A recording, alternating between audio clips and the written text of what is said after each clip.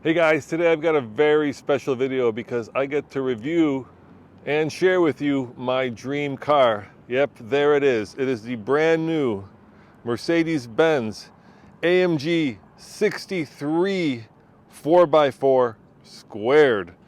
Yep, it's the new G-Wagon, and this is the squared version.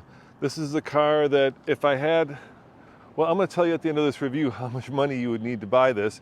But if I had all the money in the world, if I had won that recent lottery where somebody won $2 billion, this is the car that I would go and buy. And I'm lucky enough today to have the keys in my hands to this G-Wagon because Mercedes was kind enough to loan it to me to not only to do a walk-around review like I'm doing right now, but to actually road trip back to Colorado because I'm here in LA for the LA Auto Show. And by the way, we'll be putting up a Prius video that I shot yesterday in a couple hours on this channel, so be sure to stay tuned for that. But for me, oh, this is pulling at my heartstrings because, as you know, I love off-roaders. I've been, well, blessed to be able to drive I think every off-roader for sale in America, and ever since I drove the last AMG 4x4 squared, I have had immense amount of lust in my heart for this car, and it's everything and much more than I thought it would be. I think that sometimes when you get to meet your hero, it's disappointing, but with this car, it's far from disappointing. So let's talk about this car. Let's talk about what makes it unique, and let's just go hands-on with it. And then at the end, I will tell you how much of that $2 billion you would need to spend to be able to buy this. Even though I don't think they're even obtaining them right now.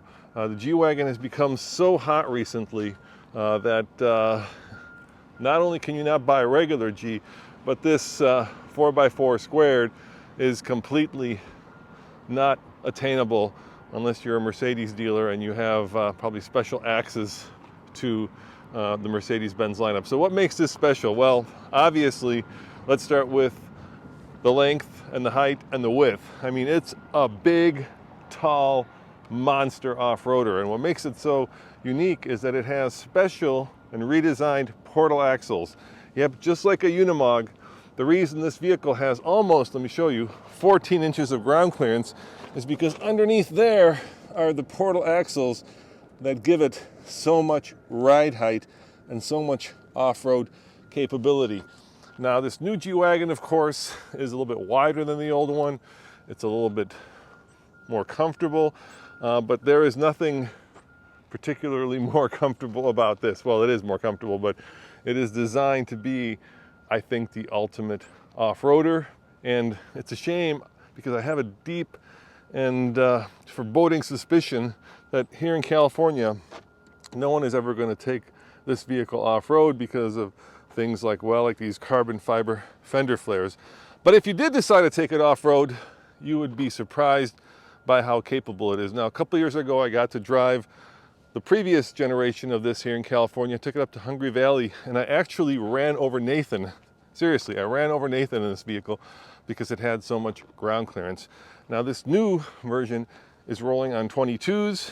The tires are Scorpions, and they're 325/55 22s. So very off-road worthy tires indeed. And of course, you're looking at just a boatload of carbon fiber right up there on the little carbon fiber, let's call it baseball cap, because that's what it looks like. You've also got your off-road lights now in the last model. Those were, get this, they were basically non-functional because they're illegal in the US. So Nathan and I spent like a half hour trying to find the switch to turn them on, only to find out that there was no switch because in Europe they were functional and here in America they couldn't make them functional. Are they functional in this car? I don't know because I got the car 20 minutes ago and I drove out here to, check it out, a Rose Bowl in Pasadena to do this video because I was so excited to get my hands on this bad boy. Now this vehicle does have some options. Obviously, we've got a nice little bull bar here.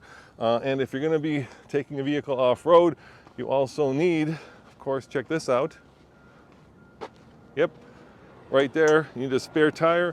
And this one comes with a spare tire. And of course it says 4x4 squared. Now you may be wondering, what's different between the G63 4x4 squared? Well, like I said, it's the portal axles, it's the drive modes, it's this bumper. Even this bumper. The old one had a bumper that kind of looked like it was added on, tacked on. It kind of hung down so that cars couldn't submarine underneath it. This one looks much more integrated. It looks like it was designed to be part of the car as opposed to added on afterward. Now, of course, AMGs are known for their performance, so we will look under the hood. What you gotta love, check it out, those side pipes. Oh yeah, this vehicle has a big old V8. And speaking of that, let's take a peek under the hood and see what we can see. Oh, by the way, these little marker lights, they actually collapse into the vehicle if you were to hit a pedestrian, even though, check it out, I mean, look how tall this thing is. I mean, I think I would submarine underneath it if you hit me with this. Not that you should, but they do conform to European pedestrian safety standards. All right, let's look underneath here. There you go. There's the traditional Mercedes hood latch. Oh, that sound of that door closing is music to my ears. And there you have it, a big old V8 in AMG fashion, built by whoever that is. Oh, that is hot. That was stupid. All right, don't do that. But you do have a carbon fiber cover on the engine, which is also an option. Puts out 577 horsepower, 627 pound-foot of torque. Made it to a 9-speed automatic transmission with different drive modes, including 3 specific off-road modes. There's a lot of engine stuffed under there. And Mercedes says, even that sound is incredible, that it will do 0 to 60 in 5 seconds. Now, a little bit later, we'll talk about how this drives, but let's face it, how a vehicle of this nature drives is not as important as how it goes off-road. And so that is one of the reasons why I'm driving it back to Colorado 1,000 miles to not only find out what the fuel economy is, so I will do a full fuel economy typical TFL test loop. That's also pretty cool, carbon fiber little spoiler on the back here. But if all goes well, I'm going to take this guy to Moab, which is on the way from LA to Colorado, and take it off-road. So I am beyond excited. So let's look on the interior. As you know, the old G-Wagon had one small issue, and that was it was a little tight for shoulder room. Not so with the newest generation. It's a much wider car. And of course, here you get your AMG steering wheel, along with just oodles of fine leather everywhere, kind of a diamond stitching pattern. Oh yeah, look how soft those are. I mean, I can just already picture myself cruising down the highway when I leave here in this vehicle. I am, like I say, beyond excited. Now, one of the nice things here is that you still have, check this out, your traditional Mercedes-Benz touch controls for a lot of the control surfaces. So none of those haptic controls, these actually like move left and right, up and down, to let you do things like adjust the headrest and of course adjust the seating position, and even this part comes out. Let's jump on the inside. And oh gosh, that is such a tall vehicle. Yeah, specific AMG stainless steel. Oh my God, you couldn't get in here without those. And just to emphasize the traditional nature of this, we have a, look at that, a tiny little, I suspect, IWC, and I'm not familiar with clocks, but I'm sure that's a premium clock or watch brand. Let me know in the comments below. Kind of old school at this point, traditional vents. And then of course over here, what the G-Wagon has always been known for, 3 lockers. So center, front, and rear locker, so you can lock it up. Now, Mercedes-Benz says that without locking those up, you have a 40-60 power split, so 40% of the power goes to the front, 60% goes to the back, giving you kind of rear wheel drive bias, which is really nice. A traditional small sunroof, which I don't mind, and a little bit of the previous generation Mercedes-Benz infotainment. So let me start up, and let me see if we can do a little bit of a rev. Oh, I'm gonna try to put this in its more noisy setting, and then I'm gonna take my mic off here, and I'm gonna rev it and put this next to the exhaust, or as close as I can get it, because I'm here by myself. So let's hear this thing. Here we go.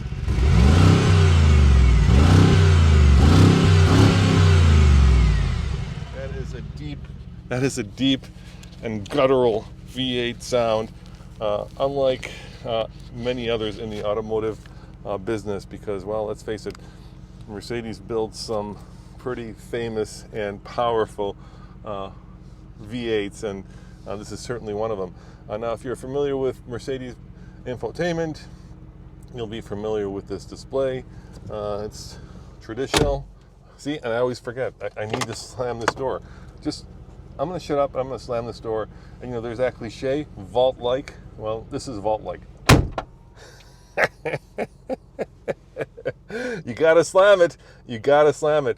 Of course, you have different suspension settings here, so you can go Sport, Comfort, Individual, Slippery, and then Sport Plus. And we'll talk about the ride of this vehicle in a second, but if you're looking for a sporty ride, this certainly isn't it. And over here, you've got your exhaust settings, along with many different options, depending on what you want to make this thing ride like. And I know that most owners of this will not take it off-road. I know they should, but I know they won't. But as an on-roader, let's face it, it's not exactly cushy or soft or, I don't know, luxurious in the traditional wafting down the street way. Because of the spare tire, we've got a camera for the rearview mirror, and I've actually gotten used to that over the last couple of months. They're becoming an industry standard, and once you get used to kind of having your eyes adjust to the fact that it's a little bit different, see there you can tell you aren't going to see out the back window because of that. They show you spare tire back there, so you got to really have that camera view. So I've gotten used to these and I like them. The seats are very comfortable, and like I said, you're no longer sitting shoulder to shoulder with your passenger. And then the rest of this is pretty standard AMG Mercedes-Benz stuff. Look at that. How kind of them to provide me with a charging port, and over here I see USB. Yep, USB, not USB-C. Now, the G-Wagon has forever been built, ever since it was basically created by the Shah of Iran. Yep, that's right. The Shah of Iran went to Mercedes and said, hey, I need a military vehicle, and they built the G-Wagon for him, and then it became a civilian vehicle, and it really hadn't changed until several years ago when they updated it. So it's always been built in Austria, and it continues to be built there, and it's got one of the longest running heritage timelines of any off-roader. Of course, a Wrangler has been around longer. Some might argue that a Defender has been around longer, and maybe even the Bronco. But let's talk about the competition while I try to look how far I have to step to jump down. That's hilarious. So let's talk about the competition. Oh, and this is a new thing Mercedes does. It's Schokol approved, and that is kind of like trail rated on a Jeep. Basically, there's a big mountain where they test it. I think that's the name of the mountain. I'm going to mispronounce it in German, so I'm not going to try again. You guys can let me know in the comments below. But yeah, they do their testing and make sure that the wagon can go up this big hill. And of course, let's look at some of these GVW R 7,496 pounds, which is significant. And then, of course, your tire inflation. And do we have any other interesting information? I think that's enough for now. Anyway, let's talk about the competition. So there is no competition. I mean, there's no other vehicle outside of a Unimog that has portal axles. And portal axles basically serve to raise the vehicle higher and give it more ground clearance in a much more sophisticated way than just lifting it or doing a body lift. We can do a whole episode on portal axles, but this is not the time or place. So really, what does this compete with? Well, not much. I can only think of maybe 4 direct competitors, and they're really even not direct. They're direct in that they are, off-road oriented and highly capable. So first and foremost, obviously, would be the Jeep 492, which this thing laughs at because of its almost 14 inches of ground clearance, and how much is it? 600 horsepower. Then, of course, the Bronco Raptor, similar thing. That's got 400 horsepower. This has about 200 more. Perhaps the most direct competitor, let me try to sit back here, would be the Hummer EV, which has in its extended mode 16 inches of ground clearance. And you might be, that's not bad. look, I kind of fit. I usually don't fit back here, but I do fit. So yeah, they have improved the passenger space in the back. So the Hummer EV, of course, has more ground clearance, costs significantly less, has more horsepower because it's electric, so I think it's 1,000 horsepower. And of course, is also unobtainium to some extent. A lot of room back there. But let's face it, if you were, I wonder how much it tows. That's another number I don't know. It doesn't look like it has a tow hitch here, so I'm not sure. It tows a lot, but we'll figure that out before the next review. But I'm not sure if you're out there looking to show off, or you're here in Hollywood and you want the latest and greatest, if you go for a G-Wagon or a Hummer EV. They would both be probably pretty hard to get. Oh look, a little electric outlet, 115. How about that? So there is a little bit of electricity, but a lot of room. And I gotta tell you, once again, you know, talk about waist-high ability to get your luggage up there. It's a tall vehicle. And there we have it, look at that. Vault-like. I do like the mud flaps, I do like the tires, I do like the dual side exhaust. They're pretty cool. I'm not sure about these off-road lights. Like I said, they look a little bit like the brim of a baseball cap, a little hokey, and I do love this color. Now, at the beginning of this review, I said, I'm gonna tell you at the end how much it costs. So have you guys guessed? Can you tell? All right, this one, as configured, $359,000. So it might be one of the more, if not the most expensive Mercedes that you could probably get. There might be some, you know, more expensive ones, but I can't think of them right now. Maybe some of the GTs. But let's face it, if you're a dealer and you've got an allocation for one of these, I haven't looked online, but I bet you one of you guys could do a search. If they're even out there, if they're even gettable, I bet you these are selling at, well, a double over MSRP, so I'm just guessing at that, but I bet you this is a $700,000 vehicle. Look at that, you can see the, love that, you can see the header and the exhaust pipe as it goes out the side. That is so cool. I'm surprised that doesn't get super hot, which I'm sure it does. Anyway, massive brakes, massive everything. I mean, it's this is not a double, this is a triple XL vehicle, and that's what I love about it. I love vehicles that make no sense, right? This is a vehicle that should not exist.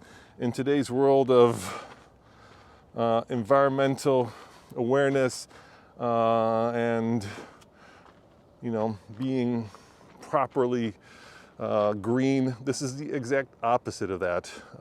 And some of you out there may be saying, you know, this is what's wrong with our world, and yet some of you out there may be saying this is exactly what's right with our world. For me, it's a vehicle that, you know, you reward yourself after a lot of hard work. And like I said, I love vehicles that should not exist. They're my favorite. And I can't personally wait to road trip this from here to LA all the way to Boulder, Colorado. And hopefully, if there's not snow, because I don't want to damage it, I'm frankly terrified of this vehicle right now because of the high price tag. I don't want to put a scratch in it. I don't want to, you know, damage it. It's not mine.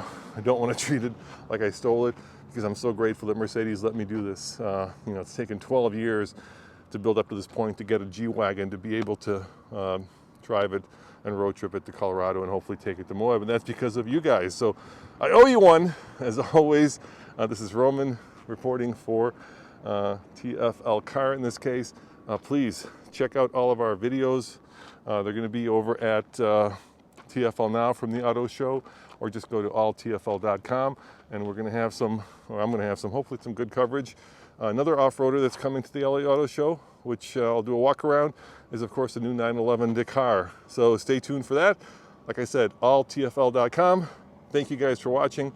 See you next time. Ciao.